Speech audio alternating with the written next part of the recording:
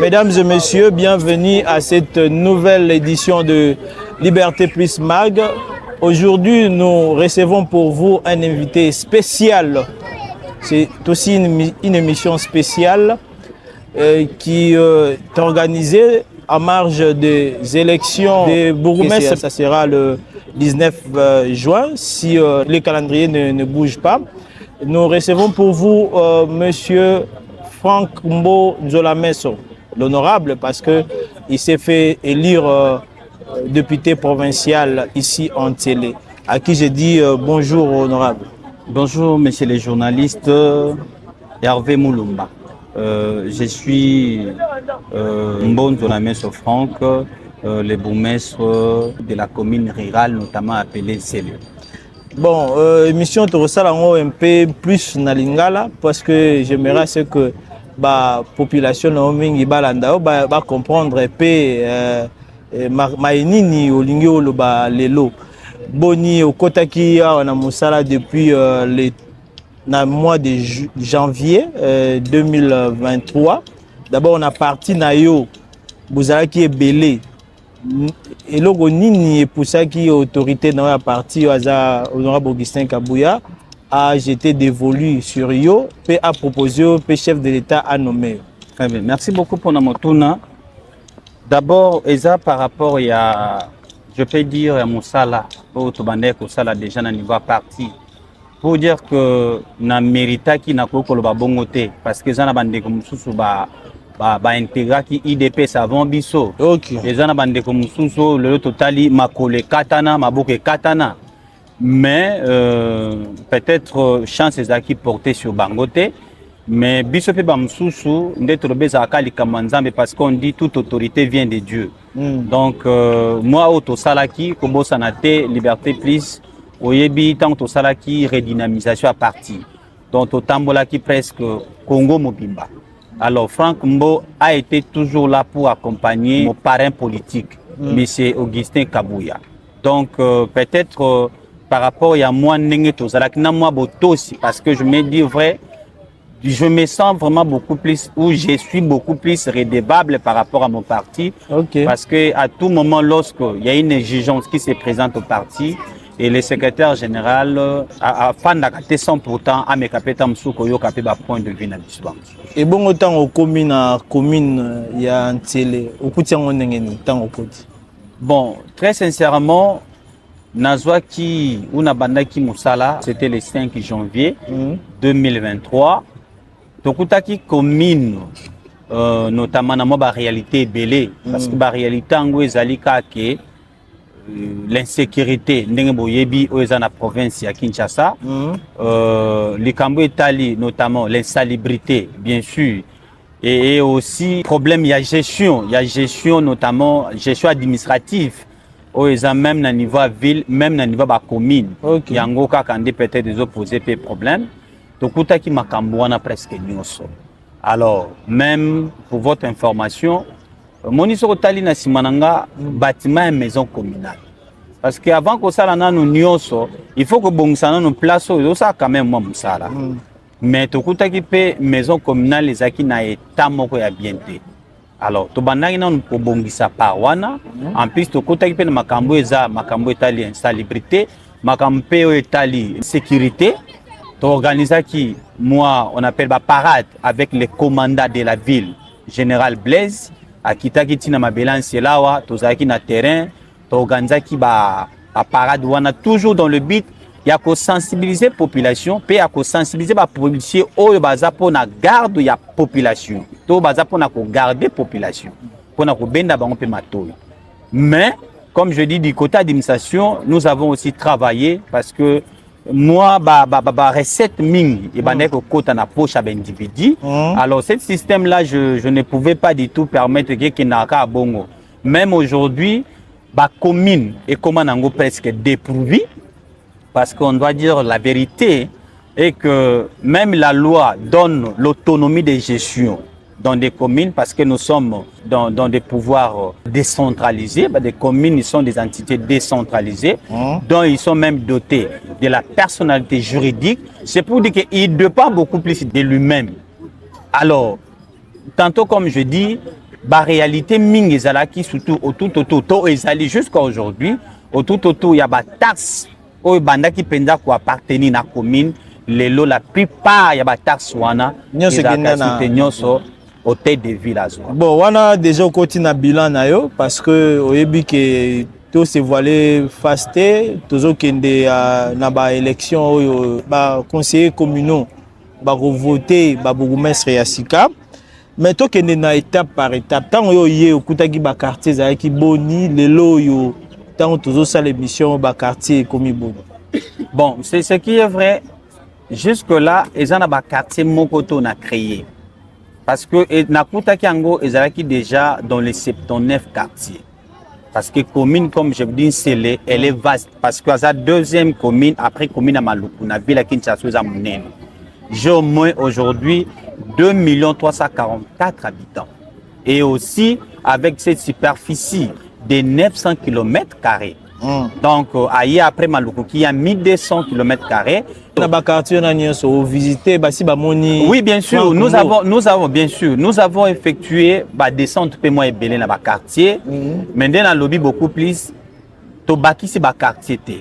Quartier Zakaka Oizawana, même beaucoup de quartiers a été créé d'une manière, je peux dire, irrégulière, parce que quand la peine n'engage mi be kambo que c'est rapport à créer quartier, au moins il faut population zala au-delà de 3000 habitants, mais dans le quartier Moussousou, au soko tali au mona qui population zapenza na nombre wanate, yango za ba quartier na zoluka peut-être que bomayango ko sangisa yango poto réduire nombre de quartiers. Est-ce que Togolo Balelo na Ntele Mobimba autorité de l'État est rétabli na ba coignos na ba village na ba quartier et puis na ba avenue? Non, je crois que c'est ça les démarches que nous sommes en train de faire. Il faut pas oublier, comme je dis tantôt, ici j'ai qu'une année. Ça c'est la deuxième année que je suis en train de partir. Mais au moins, Moutounion soit yebingaï personnellement. Il sait comment j'agis. Autorité de l'État, je peux dire dans ma commune, elle est bel et bien établie. Parce que la présence déjà du Boumès chaque fois sur le terrain, Azo Laksabatu Ndengi, Azo Laksabatu, que voilà, par exemple, Babouaka Salité, voilà Soko Sali Babouakanga. Ça montre déjà que l'État est en train de prendre la place. Donc, le loyo, même à ce qui concerne l'insécurité. Tout y a insécurité, au moment où on a commis et commis Kokita, Ponanine. Parce que nous avons quand même mis à organiser plusieurs audiences foraines ici pour na kolakisa bandeko wana ba pratique basala kama be wana basali kolo ya mibe côté dernièrement ba ela kinga kamoko awa ba o ba benga ka ba civique wana ba violer maman moko ya 89 ans. Alors Nakolobano Lelo, après avoir récupéré Batouana, et je pense qu'ils sont sanctionnés sévèrement au nom de la loi, et Bangonos Bassan la prison Makal. Donc l'autorité de l'État est en train maintenant de prendre de la place. Avec Franck Mbo. Exactement, avec Franck Mbo. Bon, parce que Toza Awa, Nengetolobi, je suis le représentant du chef de l'État. Donc comme je suis là, je suis Fatih Beto en miniature. Vous comprenez? Donc, Ndenge Tata Nanga Salaka, Ngape Fo Mouana na Salaka. Est-ce que CP na musala ba policier ba commandant la police ba sali est-ce que ba sungi yo na vision na yo na maitali par exemple sécurité nakoloba ba sungi nga penzate mais sauf que ndenge na lobby eza eloko tozo kende nango malem sauf je dis coup de chapeau au général Blaise qui se sacrifie à tout moment parce que c'est à tout moment lorsque promet allo bengi a rejoindre au téléphone mais to mona kiango na ba kondi mususu a ville o bazaki libosote.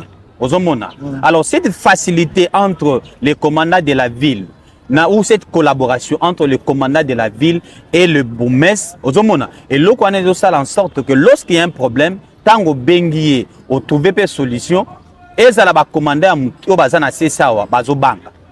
OK. Vous comprenez? Donc nakolobake babande ko sunga bisote, mais pour l'instant na ba consigne au général Bezazo pesa na bisope ndenge tozo laksa bango. Donc, makamoko quand même kokende. Mais tant que na administration, le loba relation na administration au côté na commune, je pense que ce qui n'a binga mongo beaucoup plus na loba, tant sous bat baloba aza komi kumisa. Mais très sincèrement, Moi, mon père m'a dit ceci. Chef azapo na batu. Soki batu bazate, bakobengo mokonzi te.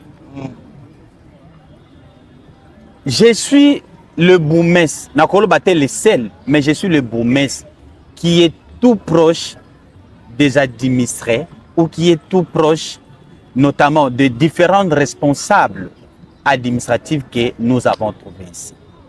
Manque à bango respecté parce que nakuta ki ba papa na lobana bango loko bana ngate. Au changer boni de pour côté.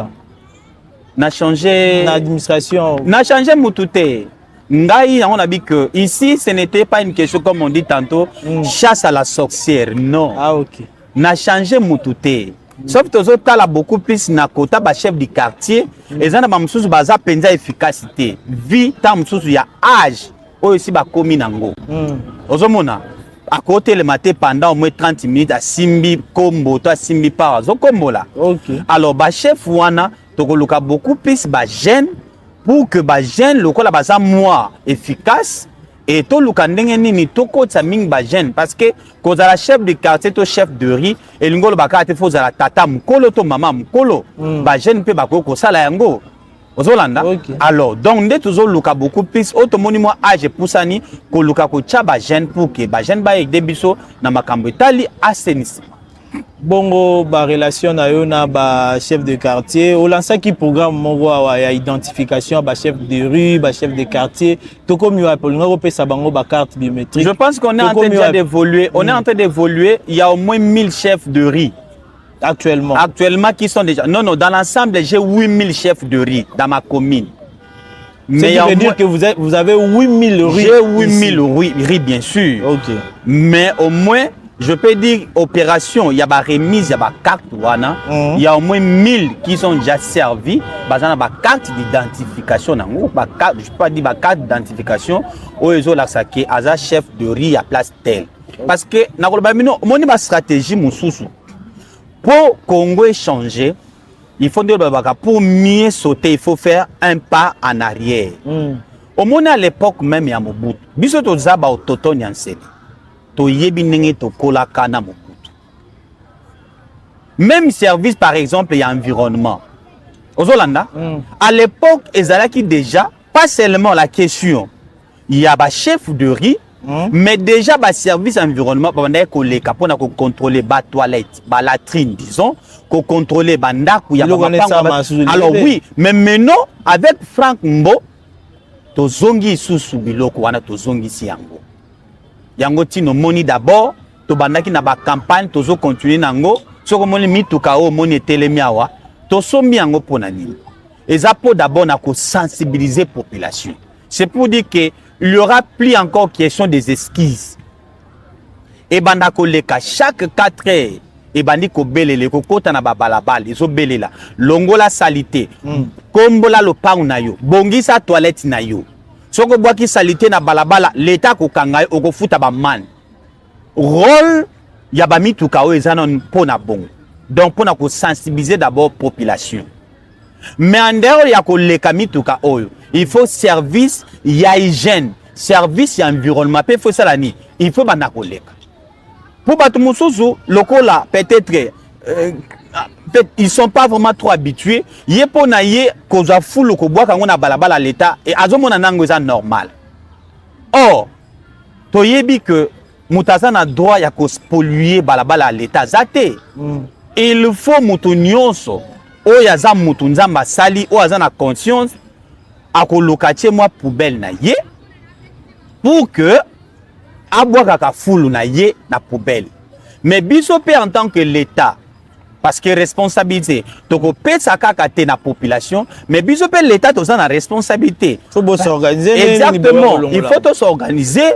ko ya kolongola ka soki batie ba foule ko ya kolongola parce que wana eza devoir ya l'état pe en plus devant muso l'état ezali il faut pe ko tia ba poubelle publique oyo batu bazo toko tia na quartier moko to tie poubelle publique place telle oyo la référence mutunyo sosoka tondisini na ye aye ko boaka mais peut-être à moyennant quelque chose voilà à moyennant quelque chose to le assainissement makasi non to gomi na étape wana te mais déjà au abordant les AP bien ceux qui n'ont tenu motuno te bato ba pourquoi to salage mission bilan oyo santo tunayo oyebi ke tant banoma ki yo bokoti en fonction en janvier banoma ki yo moko te décision ordonnance à chef de l'état ezaki na adjoint na yo Christian Matata que je salue d'ailleurs mais selon ba information tozana nango adjoint na linga rondimate kaza adjoint à se présenter un peu partout comme étant titulaire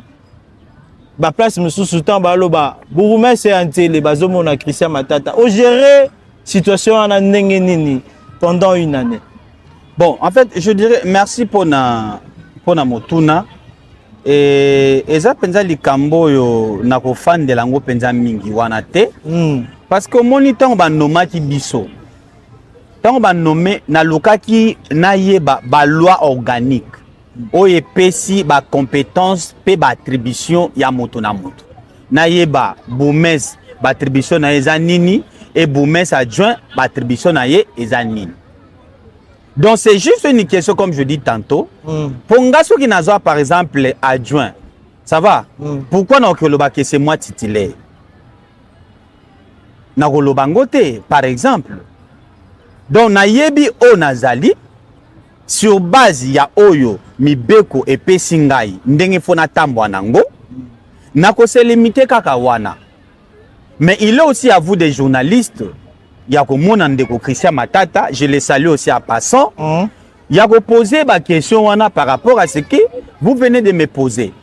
Mais ngai personnellement na yebi ke ya lobane ka za boumès adjoint. Na yebi te ka lobaka za boumès. Na yebi ka lobaka za boumès adjoint. Donc ce qui peut-être bino bozana ba élément parce que bino boza ba pandisango, ce qui bozana ba élément oyo notamment boko tchango à l'étoile, là c'est maintenant à lui qui s'est Matata de venir répondre. Mais quant à moi je sais qu'il se présente comme boumès adjoint. OK, moko ba défi ya gestion na o izala ki pe ko gérer ba conflit parcellaire. Oyebi ke commune na o izana ba conflit mingi, batu batekaka mapanga batu na ninga ki muyibi. Au sein de l'administration, ba collaborateur, au sein de mécanisme nini pour lutter contre fléau. Merci beaucoup. Mais avant na koma wana, na lingi d'abord na aborder aussi question to problème Italie d'espace public à l'État. Okay. Notamment les emprises ou les espaces de l'État. Au moni sokozui, ezana edit moko gouverneur à Sala, ce sont des anciennes lois et ces lois-là n'ont jamais été abrogées. Est toujours en vigueur jusqu'à aujourd'hui. C'est je crois depuis 1973 comme ça. Vous allez voir dans les provinces, tout ce qui est comme les emprises publiques de l'État ou des concessions de l'État sont gérées par les gouverneurs de la ville ainsi les bourgmestres. Okay. Mais dans ma commune, j'ai vraiment des difficultés avec beaucoup plus. Banda bayaki kotie la biso division ya urbanisme. Na kati ya commune Nsele, je crois aussi ceux qui na Maluku, je crois aussi na Mongafula. Et ces gens-là, basent na confusion totale. Raison pour laquelle tokosenga na nouveau gouverneur Daniel Bomba passant. Ya kozongi sa système ezalaka ya kala. Ya gestion comme je dis tantôt, ya espace ya l'état ezalaka ka géré par ba boumès y compris les gouverneurs. Difficulté tozana ngwezani. Sur les espaces publics de l'État, d'abord, vous le savez, la loi interdit bakoki kotonganda à matériaux durables. Et deuxièmement, pour na espace à l'État, il y a des conditions. Notamment, il faut passer à la commune parce qu'au sein de la commune, il y a une cellule de l'urbanisme. Ce qui boumès azana posa a attribué moutou parce que la loi reconnaît qu'on a attribué moutou en prise tout espace à l'État, il faut la cas pour l'intérêt général de la population. Okay. Donc cet espace doit beaucoup plus profiter à l'intérêt de la population et non pour les individus. Mais c'est maintenant au niveau de la cellule communale. Bangonde bakosa la avis favorable, ça signifie bakiti na terrain, ba moni place et ko créer des convenantés. Parce que le na commune c'est le comment bo fandi boki ba bengi bino o ba bomaki mutu ba boaki place tel o ba sala ki be ba bomi mutu kuna o mutu moka li boma kufi o ceci mingi bacha kaka moni place au bazate à les amwa zamba à les baye babwaki mutokona. Mais en ce qui concerne la gestion, comme je dis tantôt, des espaces de l'État dans une commune, elle est bel et bien gérée par les bourgmestres. En dehors des bourgmestres, personne d'autre. Mais nous a beaucoup plus et pas ya bande qu'on a biso ba division. Surtout chef de division au bacha mingi na commune en Sele. Mais c'est quoi ça? Azako créer des problèmes. Allez-y comprendre. N'emprise à l'État. Yo sali mutu avis urbanistique au PC n'emprise à l'État. Lorsqu'on donne l'avis urbanistique, ça signifie vous autorisez la personne de construire. Alors, avis urbanistique on a bapé sarango, sous-bassement lango zakanine. Parce que les sous-bassements, il faut la favorable venant de la cellule de la commune. Yenda ko yebisa bango non mutuana boko ko pesa avis favorable exactement ba comment ko pesa même na ba prise ya l'état ba vie urbanistique sans le consentement des gestionnaires qui est le bourgmestre. Alors biloko wana et comme ko tchabiso na ba difficulté, on ne sait pas qui est qui, parce que moi je sais la commune elle est gérée par les bourgmestres et non un chef de division de l'urbanisme. D'ailleurs, lorsque le bourgmestre est déjà nommé par l'ordonnance présidentielle, d'office, il occupe les fonctions de chef de division. Mais pour répondre à votre question, ici, exactement si des conflits parcellaires, je peux dire que pendant mon mandat, comme je dis, je fais qu'une année, mais en étant un autochtone de surcroît, j'ai eu quand même à connaître quels sont des vrais problèmes aux gens tout autour de ma campagne. Il y a des bosso. Ba coutumier tantôt au bataxaka, ah bato teka ba mabela bato, ah bato salabo. En principe les coutumiers là n'ont pas vraiment de problèmes.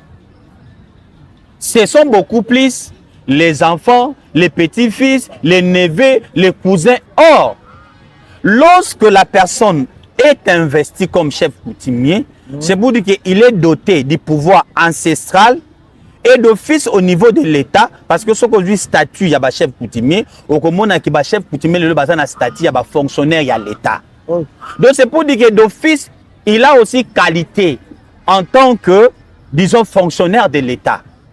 Donc il a droit, parce que c'est un chef coutumier, c'est le pouvoir ancestral, mais il a aussi qualité. Oh, la différence est à ce niveau-là, parce que, ayant droit coutumier. Donc, quant à lui, ce qui est ayant droit coutumier, à ce moment-là, il y a peu d'office, à comme il a droit, à comme il a qualité, il y a côté cas, par ma belle, il y a un créé un conflit. Mais tant qu'on a eu, nache moi rigueur na makamwana. C'est pour dire que ce que sont ma belle pas moi na, que oye na commune, na ko sala mikandate. Ozoye bangonde nini? Oui, na zoye ba parce que ba komaka. Musu se mona teka chep na acte de vente. J'ai souci mais c'est tel XY. Ayant droit coutumier, avoir vendu le parcelle. Déjà quand il dit que ayant droit coutumier, c'est pour dire qu'il n'a pas qualité. Ce n'est pas lui qui engage, parce que dans le village, il y a donc responsabilité, monsieur Ezapé n'a pas acheteur. Exactement, responsabilité pesami n'a pas acheté. Et aussi, et aussi les lots n'ont yebi. Et ça la commune à Malou. Et ça la commune en Sele. Beaucoup plus ces abattés qui sont qui paient Kotoyo. Mais on doit reconnaître, tant que chef coutumier, on a payé. Bazoka ba pression venant des généraux, venant des hommes des politiciens, venant ceci. Au moment où chef a payé tam susu 1 hectare, yaka bakisi 0 na sima. Et comme il 10 hectares. C'est ça parmi les dirigeants ba pression mingi. Mais je vous dis que yango na lobby par cette occasion, je tiens d'abord à remercier tous mes prédécesseurs. À commencer par Obaleka qui je dis Ezala, je l'appelle icône, notre papa Augustin Kamaindi, je le salue en passant, et Moualouki, à qui nous avons notamment remplacé, je le salue aussi en passant.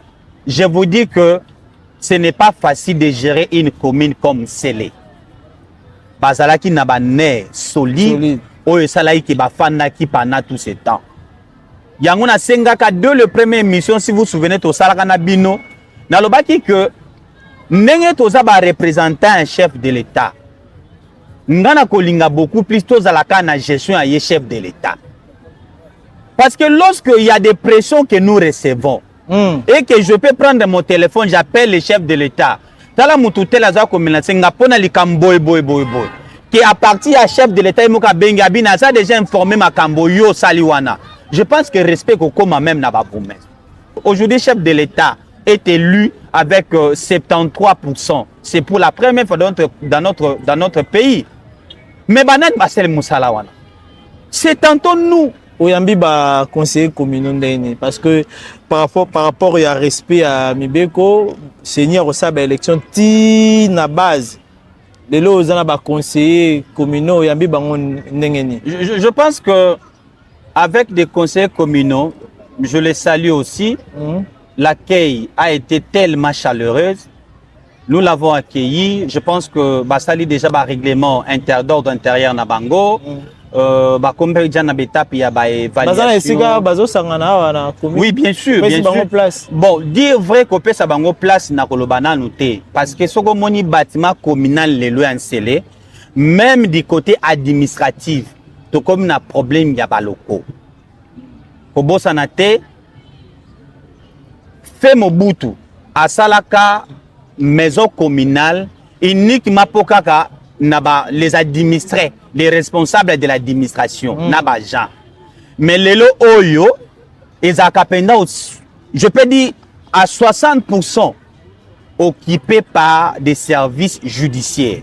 Notamment, nous avons l'auditorat de garnison de Kinkole qui occupe aussi une grande partie. Nous avons les tribunaux de paix et les tribunaux de grande instance qui occupent également une grande partie. Nous avons aussi les parquets des grandes instances de Kinkole qui occupent aussi une grande partie. Donc, comme il y a un bâtiment, ça fait plusieurs années qu'on a organisé les élections pour les comptes des conseillers communaux. Donc, je dois. Il y a un habit que pourquoi la ligne tikala? Parce qu'il faut honorer bande qu'on a bisowana. Il faut que doter bango place ya malamu ya kosamu sala.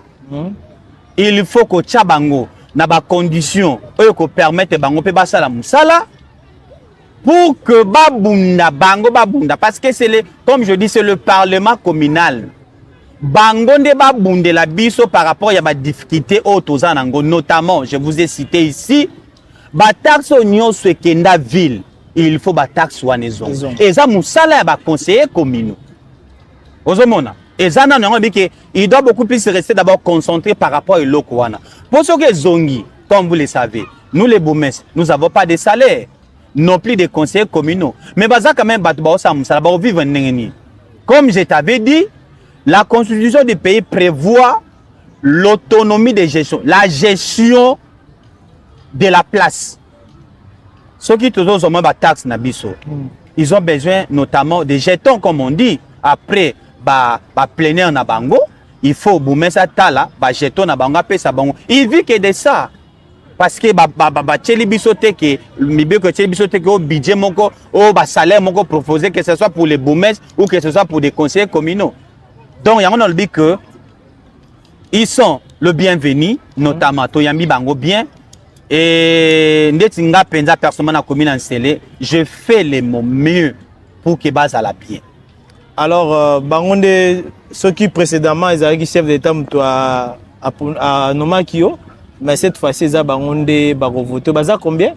Baza 15. Au tali température n'engeni aux okota masolo à l'élection. Oui, comme je disais tantôt, moi ce n'est pas simplement je fais ma publicité. Des conseillers communaux là. Ce sont aussi les habitants de l'Ancélé. Okay. Ils étaient élus ici en Ancélé. Baebinenge Zalaki, sans Franck Mbo, Nandenge Pezo Koma avec Franck Mbo. Beaucoup plus, ce sont des œuvres qui parlent à ma place. Yango Sengi na par na bango, conscience na bango. Bakanda bazé belé, hein? Oui, oui, trentaine. Bien sûr, bakanda bazé belé. Bisope tokobanga te po bakanda bazé belé.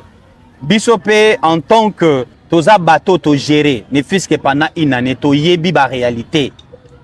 Bisope to se lancer na course wana eza bango komona.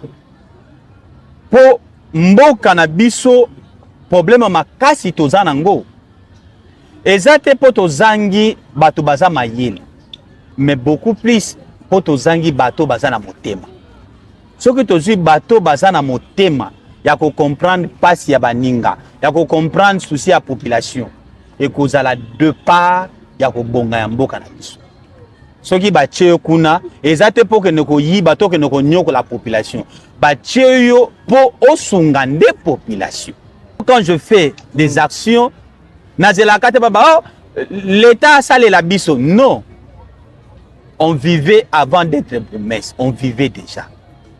Et sur ces bases de ça, na souci wana ozomona nyonso tozosala. Je pense que vous avez vu les gestionnaires, vous avez mis votre micro au gestionnaire des recettes de la commune.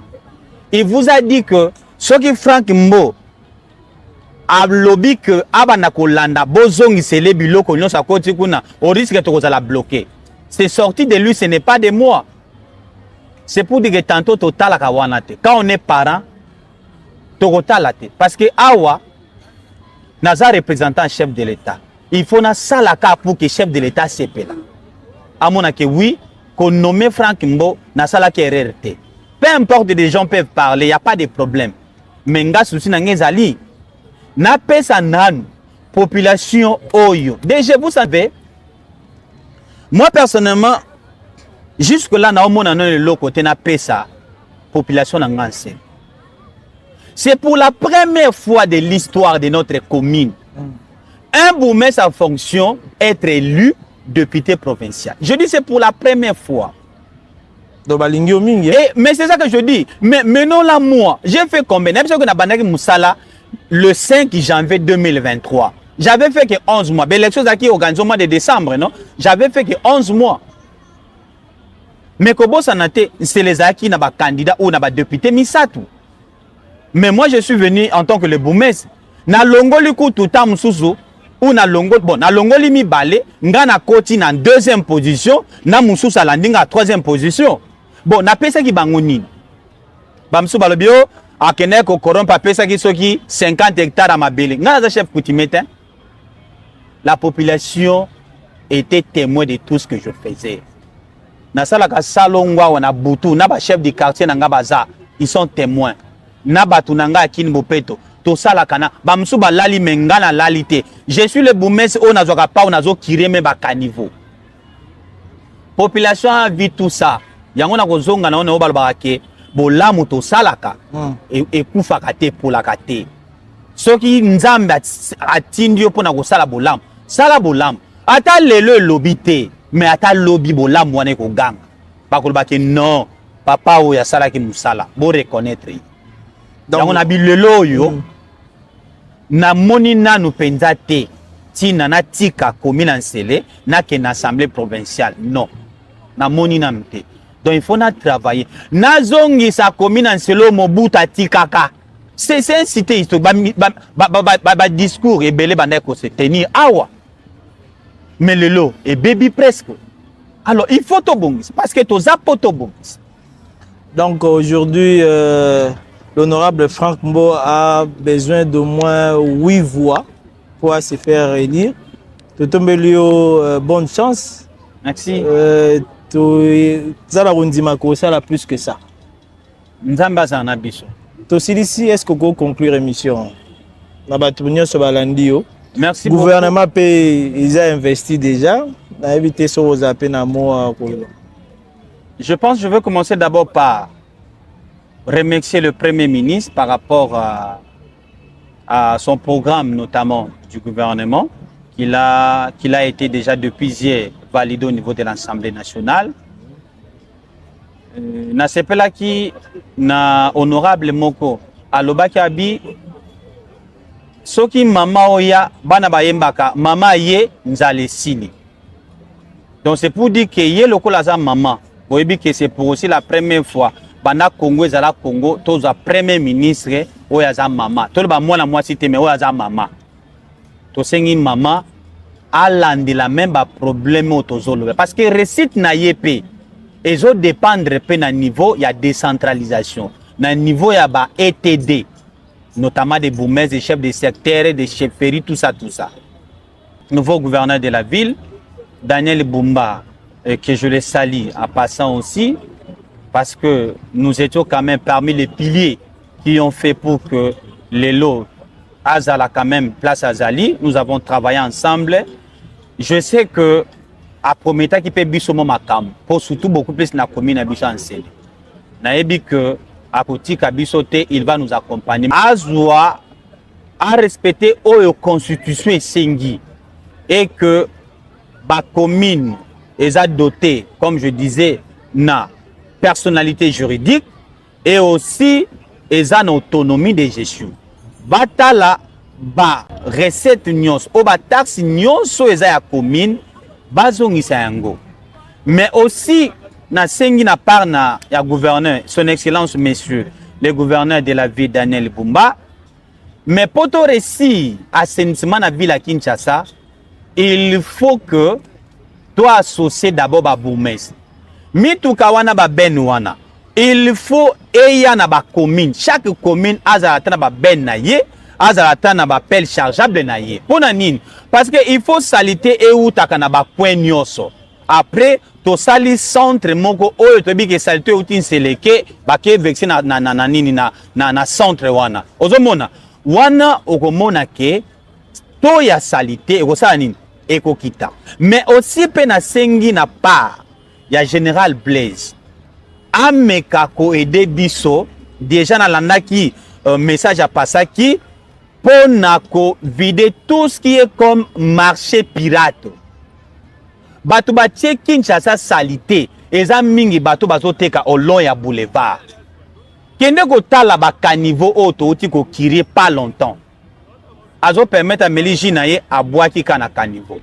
Ba msusu même a vu salité oyo uti na ndaku na aye nango na balabala l'état c'est nini akitisi na yake na ye.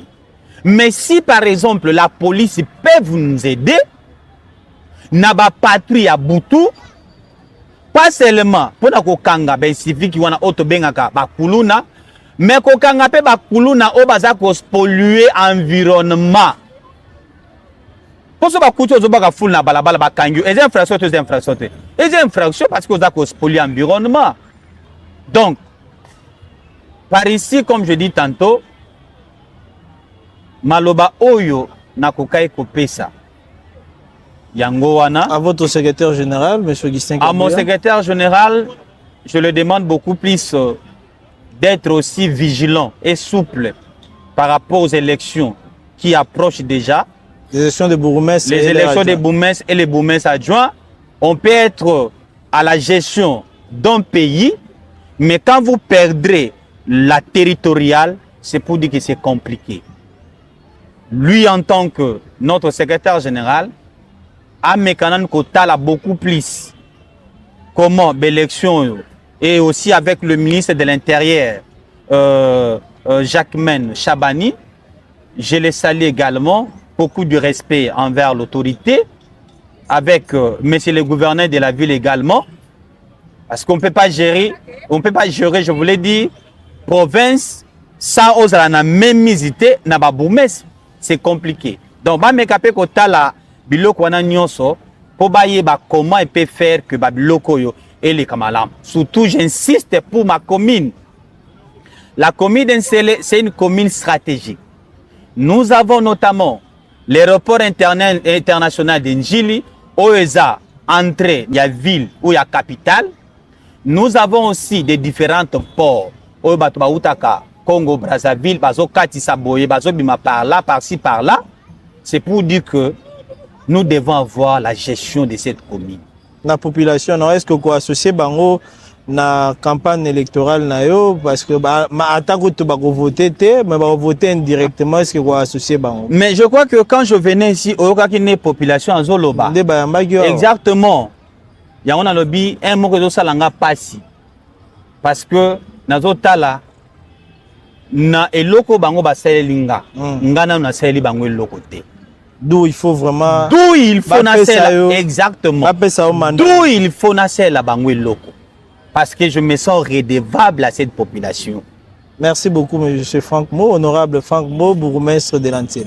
Merci beaucoup, c'est avec plaisir. Mesdames et messieurs, cette émission est complètement finie. Le plaisir a été pour nous de savoir que vous étiez nombreux à nous suivre, à suivre votre émission Liberté Plus Mag. On se retrouve à la prochaine. Ciao.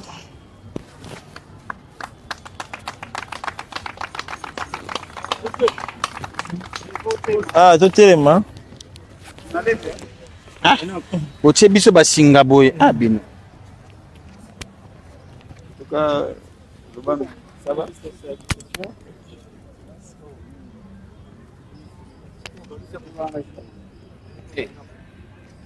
va?